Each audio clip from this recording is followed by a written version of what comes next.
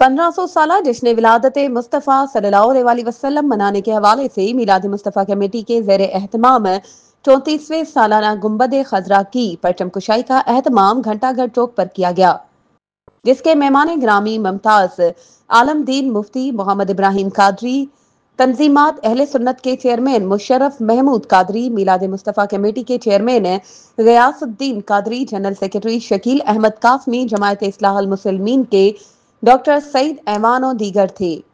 इस मौके पर मुमताज आलमदीन मुफ्ती मोहम्मद इब्राहिम कादरी ने खुसूसी खिताब करते हुए कहा कि हजरत मोहम्मद सल्लल्लाहु अलैहि वसल्लम की विलादत बासादत तख्लीक कायनात है। हजरत मोहम्मद सल्लल्लाहु अलैहि वसल्लम रहमतुल लिल आलमीन सल्लल्लाहु अलैहि वसल्लम बनकर तशरीफ लाए। आप सल्लल्लाहु अलैहि वसल्लम की तालीमात अमन और मोहब्बत की हैं। उन्होंने कहा कि हमें अपने घरों, बाजारों, गलियों, मोहल्लों और दुकानों को गुंबद खजरा के परचमों से सजाना चाहिए। मजीद खबरों और अपडेट्स के लिए हमारे चैनल को सब्सक्राइब करें और बेल आइकन को प्रेस करना ना भूलें।